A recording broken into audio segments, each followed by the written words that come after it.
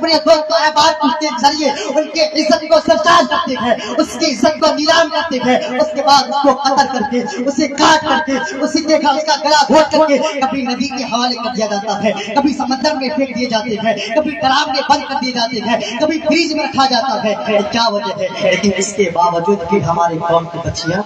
سمجھنے کا نام نہیں لیتی۔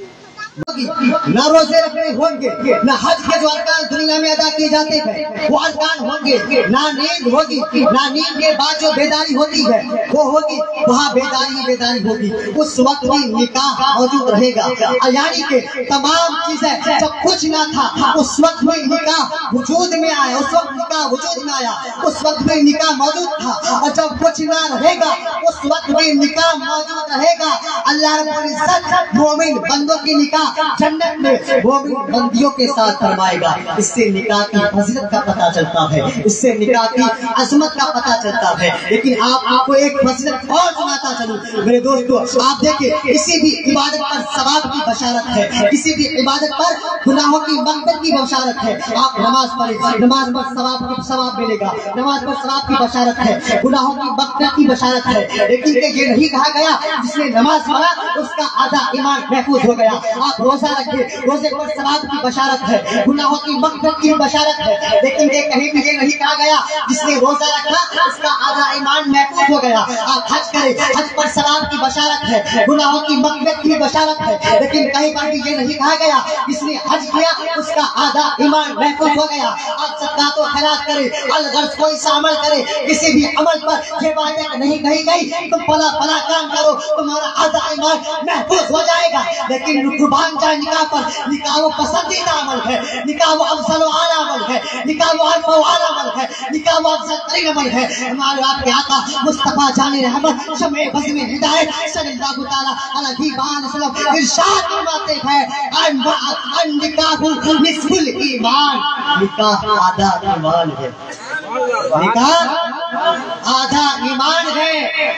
کس نے فرمایا؟ حضور کی حدیث پاک ہے، پیارے آقا صلی اللہ تعالیٰ علیہ وسلم فرماتے ہیں جس نے نکاح کیا اس کا آدھا ایمان محفوظ ہو گیا، اس کا آدھا دین مکمل ہو گیا۔ اب وہ آدھے دین کے بارے میں، آدھے ایمان کے بارے میں اللہ سے ڈرتا رہے۔ نکاح کی کتنی فضیلت ہے، ایک پل سمجھانا باتیں آپ تک پہنچا رہا ہوں۔ آپ دیکھیں کسی بھی عبادت کی جب شروعات ہوتی ہے، جب ہم اس عبادت کو شروع کرتے ہیں ہمارے نام اعمال میں لکھنا بھی شروع ہو جاتی ہے، یعنی جس وقت سے عمل شروع اس وقت سے نیکی شروع، عمل ختم نیکی بھی ختم۔ آپ نماز پڑھیں، جس وقت سے آپ نے نماز کی شروعات کی، تکبیر تحریمہ سے لے کر سلام کرنے تک آپ نماز میں ہیں، آپ کا ہر لمحہ عبادتوں میں شمار کیا جا رہا ہے۔ فرشتے آپ کے نام اعمال میں نیکیاں لکھ رہے ہیں، آپ پر جو ہے فرشتے آپ کے لیے نیکیاں لکھ رہے ہیں، ثواب لکھ رہے ہیں، یعنی کہ تکبیر تحریمہ سے لے کر کے سلام کرنے تک آپ عبادت میں ہے، آپ کے نام اعمال میں نیکیاں لکھی جا رہی ہے۔ اسی طرح آپ نے جس وقت سے روزے کی نیت کی، صبح صادق سے لے کر کے غروب آفتاب تک آپ نے روزے کی نیت کی، جس وقت سے آپ نے روزے کی شروعات کی، جب تک آپ افطار نہیں کر لیتے آپ کا ہر لمحہ، ہر گھڑی، ہر منٹ، ہر ساعت جو ہے عبادتوں میں شمار کیا جاتا ہے، اور اس کے آپ کے نام اعمال میں نیکیاں لکھتے ہیں۔ اسی طرح اگر کوئی حاجی حج کے لیے اپنے گھر سے نکلے، جس وقت سے وہ گھر سے نکلتا ہے اس وقت سے لے کر کے جب تک وہ اپنے گھر کو واپس لوٹ نہیں آتا، فرشتے اس کے نام اعمال میں نیکیاں لکھتے رہتے ہیں، اس کے نام اعمال میں ثواب لکھا جاتا رہتا ہے، فرشتے اس پر درود و سلام بھیجتے ہیں، فرشتے ان کے لیے دعائیں کرتے ہیں۔ یعنی کہ فلسفہ یہ ہے، سمجھنے کا مقام یہ ہے، جس وقت سے عبادت کی شروعات ہوئی اس وقت سے نیکیاں لکھنا شروع ہو جاتا ہے، جس وقت عبادت ختم نیکیاں ختم۔ آپ دیکھیں نماز کا ثواب کب تک؟ جب تک آپ نماز نہیں ہے تب تک، روزے کا ثواب کب تک؟ جب تک آپ روزے کی حالت میں ہے، تب تک حج کا ثواب کب تک؟ جب تک آپ حالت حج میں ہے اس وقت تک۔ حج کا ثواب کتنے دن تک؟ 10 دن یا 10 دن تک، 20 दिन में लौटा 40 दिन में लौटा तो 40 दिन तक, 2 महीना में लौटा तो 2 महीने तक। यानी सफा ये है जिस वक्त से इबादत की शुरुआत हुई उस वक्त से नेकियां शुरू, इबादत खत्म, नेकियां खत्म। हम कोई नेकी की शुरुआत की है, जब तक हम उस काम को कर रहे हैं हमें नेकियां मिलती रहेगी। अब उस काम से हम रुक गए तो नेकी मिलना बंद। अब देखे निकाह वो पसंदीदा अमल है, निकाह वो अफजल तरीन अमल है, निकाह वो आला अमल है जो 5 मिनट के लिए नहीं होता, जो 10 मिनट के लिए नहीं होता, जो 1 दिन के लिए नहीं होता, 1 महीने के लिए नहीं होता, 1 साल के लिए नहीं होता, बल्कि निकाह जिंदगी भर के लिए होता है। इधर कबूल है करके निकाह हुआ, जब तक के बीवी उसके निकाह में लगेगी सोते रहो तो निकाह की जाती रहेगी, बैठे रहो तो निकाह की जाती रहेगी, चलते रहो तो निकाह की जाती रहेगी, सोते रहो तो निकाह की जाती रहेगी। अलहद आप किसी भी कामों में मुलविस रखे, किसी भी काम में फंसे रखे, जब तक बीवी आपके निकाह में है फरिश्ते आपके नामे अमाल में नेकियां लिखे रहते हैं।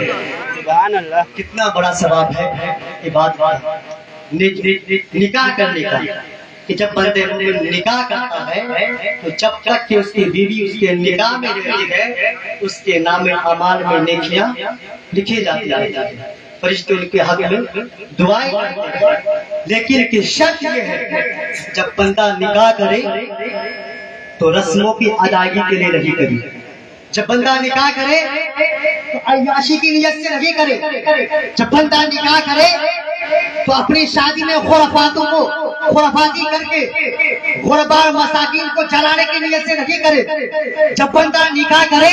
तो किसी जिस्मों को खेलने की नियत से नहीं करे, नफ्स की तस्कीन के लिए नहीं करे, शादी में ज्यादा से ज्यादा खर्च करके अपने जागो मनसब को दिखाने की नियत से नहीं करे, अपने प्रॉपर्टी को जाहिर करने की नियत से नहीं करे, शादी में नाच गाना डांस करके जो है अपने शादियों पे खुराफातों को जो है दूसरे को दिखा करके जलाने की नियत से नहीं करे, बल्कि जब बंदा निकाह करे तो हुजूर की सुन्नत पर अमल करने की नियत से निकाह करे। जब तक बीवी उसके निकाह में रहेगी उसके नाम में अमाल में नेकियों का सिलसिला जारी रहेगा, उस फरिश्ते उसके हक में नेकियां लिखते रहेंगे। कितनी बड़ी फजीलत है निकाह की। लेकिन आज हम शादी को देखते हैं, शादी की महफिल देखते हैं, क्या देखने को मिलता है? शादी सुन्नत है, शादी करना निकाह करना सुन्नत है। प्यारे आका सल्लल्लाहु अलैहि वसल्लम ने फरमाया अन निकाह मिन सुन्नती फमन रगिब अन सुन्नती फलैसा मिन्नी, कि निकाह करना मेरी सुन्नत है और जो मेरी सुन्नत को छोड़ दे रगबत जाहिर करे तो मुझ में से नहीं है। निकाह तो सुन्नत है, लेकिन गुनाहों से बचना, नाच गाने से बचना, म्यूजिक से बचना, बेपर्दगी से बचना,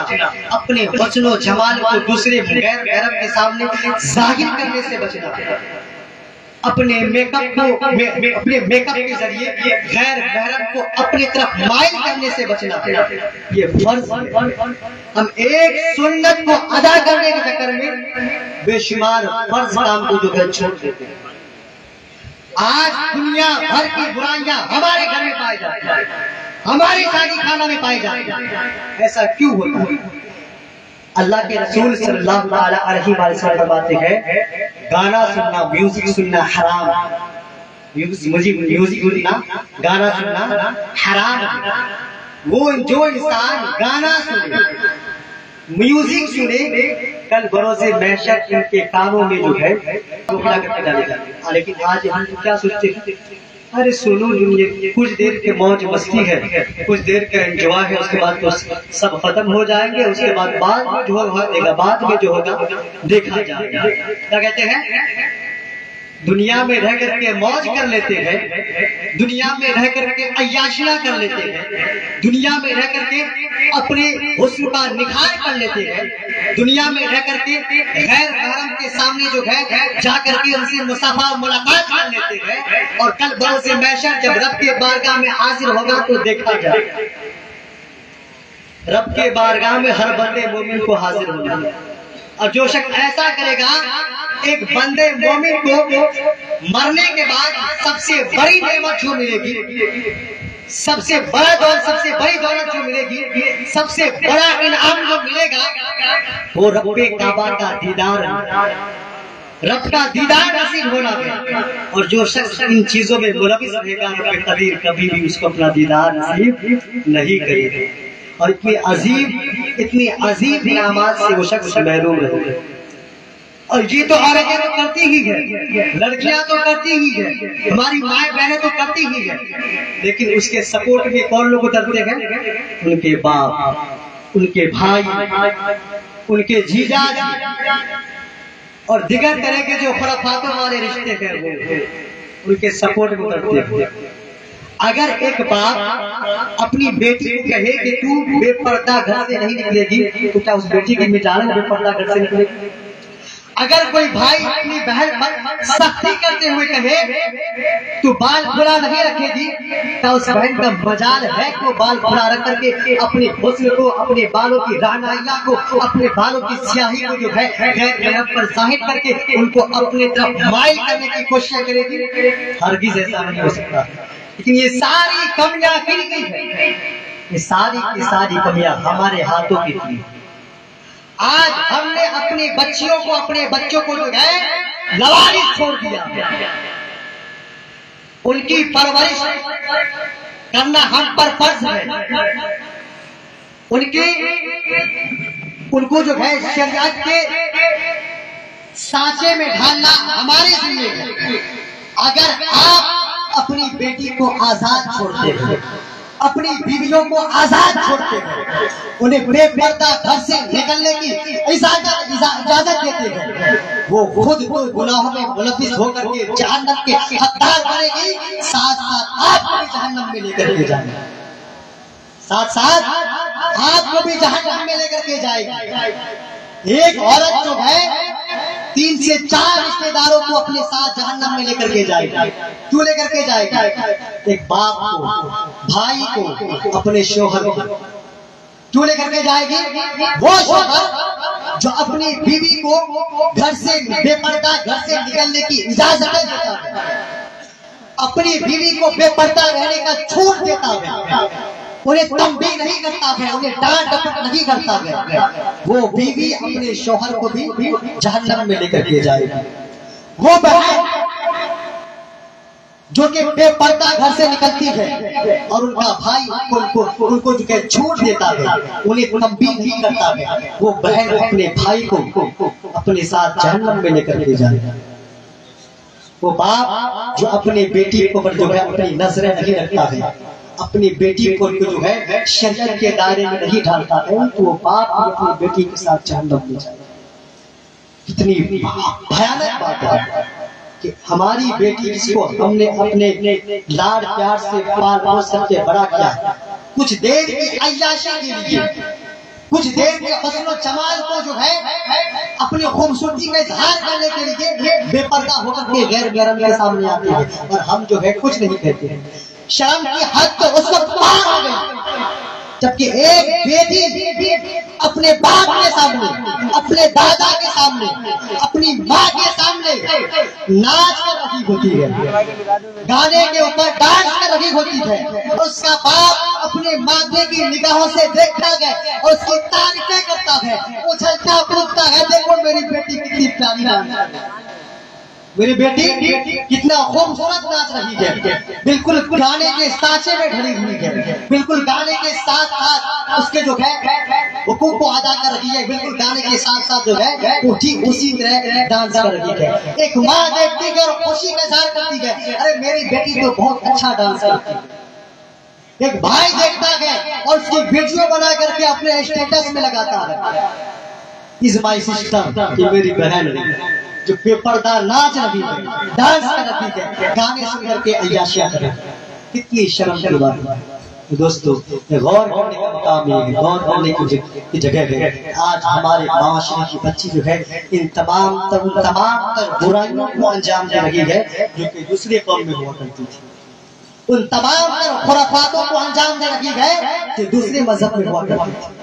وہ تمام تر برائیاں آج ہمارے معاشرے کی بیٹی میں، اور یہی وجہ ہے کہ آج ہماری قوم کی بچیاں اپنے مذہب کو چھوڑ کے دوسرے کے مذہب میں داخل ہو رہی ہیں۔ سب سے بڑی کمی کی سب سے بڑی وجہ سب سے بڑی کمی نہیں ہے اگر ہم اپنے بچی کو جو ہے دین کی تعلیم دیں گے، اسلام سکھائیں گے، قرآن سکھائیں گے، حق اور باطل کا پہچان کرائیں گے، انہیں بتائیں گے کیا صحیح ہے کیا غلط ہے، کیا کرنا چاہیے کیا نہیں کرنا چاہیے، کس کے سامنے جانا چاہیے کس کے سامنے نہیں جانا چاہیے۔ اگر ہم اس کو شریعت مطالعہ کے سانچے میں ڈھالیں گے، دین اسلام کی پڑھائی کروائیں گے، اس کے بعد جو ہے اپنی بیٹیوں کے سامنے پیغمبر اسلام کی سیرت کو پڑھ کر کے سنائیں گے، فاطمہ الزہرا کی سیرت سے ان کو آگاہ کریں گے،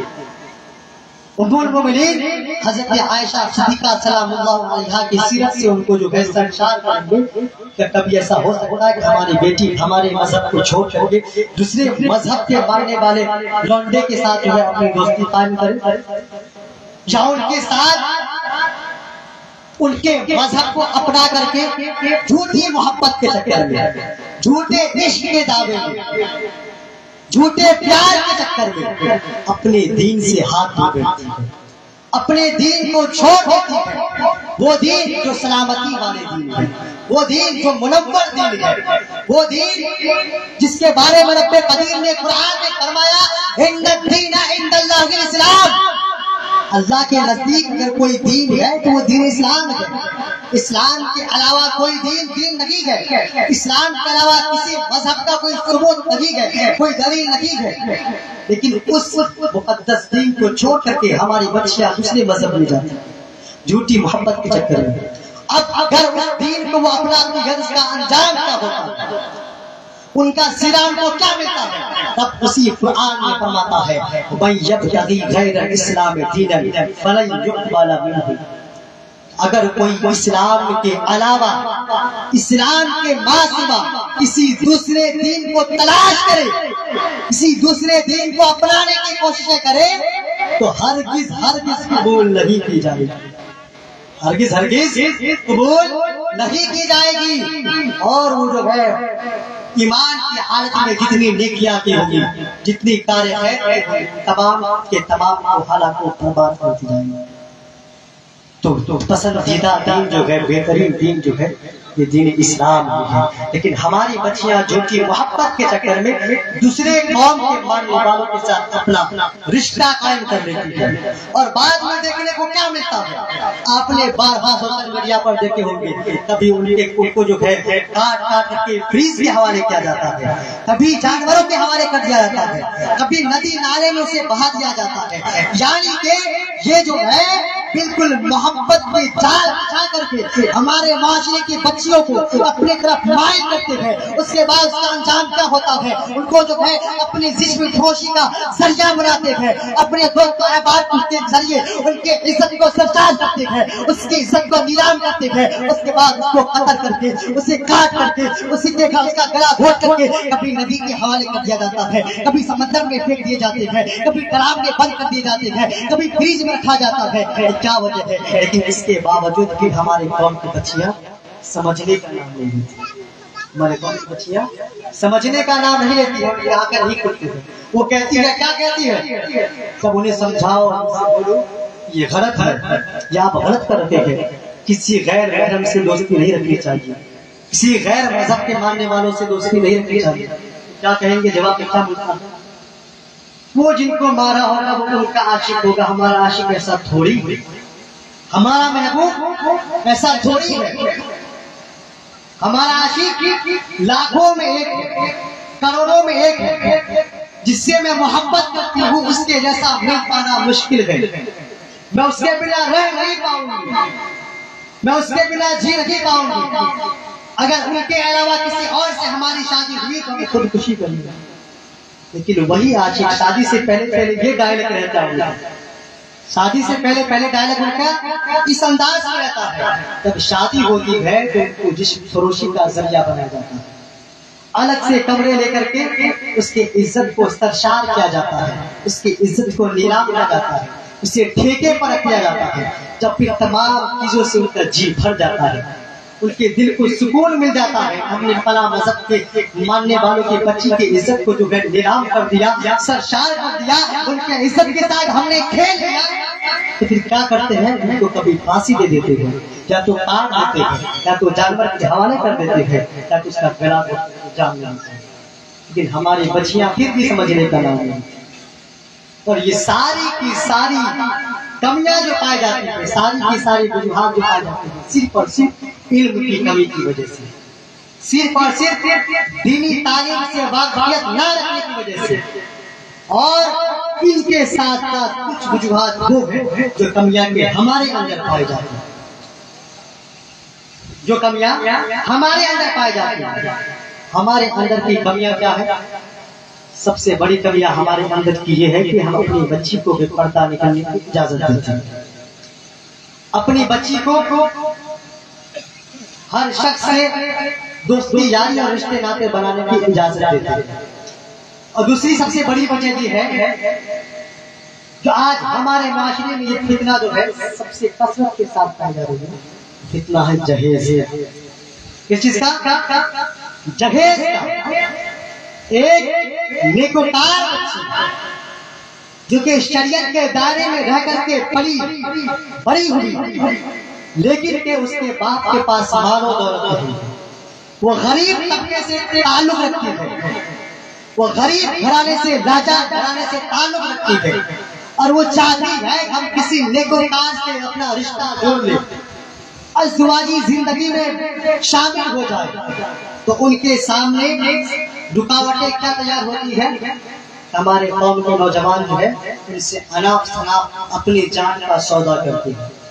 کہ ہمارے جسم کی قیمت جو ہے اتنا لاکھ ہے، ہمارے جسم کی قیمت اتنا لاکھ ہے، ہم اتنا دہیز لیں گے، دہیز میں یہ سامان لیں گے، دہیز میں یہ چاہیے، دہیز میں وہ چاہیے، یعنی کہ خود کے دم پر کرنے کی اوقات نہیں۔ اگر اوقات کا ظاہر کرنا ہے تو دوسرے کے غریب کے زمین کو بیچ کر کے دہیز کی صورت میں اس سے رقم کو حاصل کرتے ہیں، کسی بات کے غربت کا فائدہ اٹھا کر کے ان کے سکون کو بے سکونی میں تبدیل کر کے، ان کی چین کو بے چینی میں تبدیل کر کے، ان کے قرار کو بے قراری میں بدل کر کے ہم ان سے جو ہے اناپ شناپ قیمت مانگتے ہیں ان کے بیٹی کو اپنے گھر میں لانے کی۔ جس باپ نے اپنی بچی کو پیدائش سے لے کر کے ان کی جوانی تک ان کی پرورش کی، ان کے تمام ضروریات کو مہیا کرایا، پوس پال کر کے آپ کے لائق بنایا، جب آپ کو لانے کی ضرورت ہوئی، اب جب آپ اس بچی کو حاصل کرنا چاہتے ہیں تو اس بچی کی مانگ کی قیمت مانگتے ہیں۔ ہم تمہاری بچی سے اس وقت شادی کریں گے جب تم ہمیں یہ گاڑیاں دو گے، یہ سامان دو گے، فریج چاہیے، کولر چاہیے، اے سی چاہیے، گھڑی چاہیے، ہاؤس چاہیے، ہے نا۔ یہ ساری چیزیں جو ہے ہماری یہی وجوہات ہیں۔ ہماری قوم کی بچیاں جو ہے شریف گھرانے کی بچی جو کہ چھوٹے طبقے سے تعلق رکھتی ہے اور برائیوں میں کبھی پڑنا نہیں چاہتی ہے، وہ بھی اپنی مجبوریوں کے تحت جو ہے کسی غیر مذہب کے مان اختیار اختیار کریں۔ اب ایسا نہیں ہے کہ اگر ہمارے معاشرے کی ایک بچی بھاگی ہے تو اس کا گناہ ہمیں نہیں ملے گا،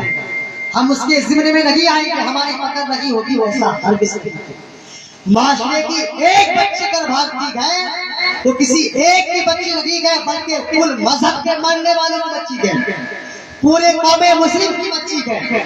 ایک مسلمان کی بچی غیر مذہب کے ماننے والوں کے ساتھ آگے قرار اختیار کرتی ہے تو پورے قوم کو اس میں تباہی ہے، پورے قوم کے ناک کٹنے کا عمل ہے، پورے قوم کی بدنامی ہے، اور پورے قوم کے لوگ اس کے گناہوں پہ ملوث ہوں گے۔ آج اگر آپ جو ہے کسی بچی کو دیکھتے ہیں کہ وہ فلاں غلط کام کر رہی ہے، ہم اس کے مزے لینا شروع کر دیتے ہیں، اور کیا سوچتے مزے لیتے ہیں؟ ہماری بچی تھوڑی ہے، جس کی ہے وہ جانے، اور اس کے مزے کس وقت میں لیتے ہیں؟ دوسرے کے پاس جا کر کے ان کی شکایتیں کرتے ہیں، بولتے ہیں ارے فلاں کی بچی کو میں نے فلاں دن فلاں لڑکی کے ساتھ دیکھا تھا، فلاں کی بچی جو ہے فلاں کام کر رہی تھی، اس کی بیٹی جو ہے ایسا کام کر رہی تھی، ایسی تھی ویسی تھی، وہاں تھی یہاں تھی، یعنی کہ اس کو غلط کام میں ملوث دے کر کے ان کو تنبیہ کرنے کے بجائے، روکنے کے بجائے، سمجھانے بجھانے کے بجائے ہم اس کے باپ کی جو ہے عزت کو نیلام کرنے کے حربے استعمال کرتے ہیں، ان کے باپ کی عزت کو سرشار کرنے کی کوشش کرتے ہیں، اور یہ سوچتے ہیں کہ اس کی بیٹی ہے، اس کی عزت کی نیلامی ہوگی، اس کی عزت کے داغدار ہوگی۔ ایسا ہرگز نہیں ہے۔ اگر کسی قوم مسلموں کی ایک بچی دوسرے کے ساتھ واقع فرار اختیار کرتی ہے تو پورے قوم کی بدنامی ہے۔ وہ بچی کسی ایک فرد کی بچی نہیں ہے، پورے قوم مسلم کی بچی ہے۔ تو پورے قوم مسلم کی بچی ہے تو ہر مسلمان کے اوپر یہ لازم و ضروری ہے کہ اپنے کسی مسلمان بہن کو دیکھے کسی برائیوں میں ملوث تو اس کو روکنے کی کوشش کرے، اپنے کسی مسلمان عورتوں کو دیکھے کہ فلاں کے ساتھ اس کا افیئر چل رہا ہے اور وہ غلط ہے تو ضرور اس کے گھر والوں کو تنبیہ کرے، آپ کی بیٹی آپ کے گھر کی عورتیں جو ہے فلاں کے خلاف کے ساتھ جو ہے ایسا کرتا ہے۔ اور اس میں بھی فلاں کسی غیر کے ساتھ افیئر چلنے کا جو ہے افیئر چلنے کی سب سے بڑی وجہ جو ہے کیا ہے کہ اپنے گھر کی عورتوں کی تعریف دوسرے گھر کے مردوں کے پاس کرنا، اپنے گھر کے عورتوں کی تعریف دوسرے گھر کے مردوں کے سامنے کرنا۔ آقا کریم صلی اللہ علیہ وسلم نے ارشاد فرمایا، حدیث پاک کا جملہ ہے کہ عورتیں اپنے شوہر کی تعریف کسی غیر محرم عورت کے سامنے نہ کریں۔ عورتیں بیوی اپنی شوہر کی تعریف، وائف اپنے ہسبینڈ کی تعریف، زوجہ اپنی زوج کی تعریف کسی غیر محرم کے سامنے نہ کرے، اس لیے کہ جب بیوی اپنی شوہر کی تعریف کسی غیر مرد کے سامنے کرے گی، کسی غیر عورت کے سامنے کرے گی تو اس عورت کے دل میں اس کا خیال آئے گا، اس عورت کے دل میں اس کا خیال آئے گا، اس عورت کے دل میں اس کی محبتیں پیدا ہوگی، اس کی چاہتیں ابھرے گی، اس کے الفت میں وہ گرفتار ہوگی۔ جب اس کے الفت میں گرفتار ہوگی اس کی یادیں اس کے قلب و جگر میں بسیں گے، جب یادیں قلب و جگر میں بسے گی پھر وہی عورت اس کے شوہر کے ساتھ اپنا چکر چلانا چاہے، وہی عورت ان کے شوہر کے ساتھ اپنا افیئر چلانے کی کوشش کرے گی، اس کے اور اس کا ہسبینڈ جو اتنا اچھا ہے شامل ہوگا۔ اور مردوں سے بھی کہا گیا کہ کوئی مرد اپنی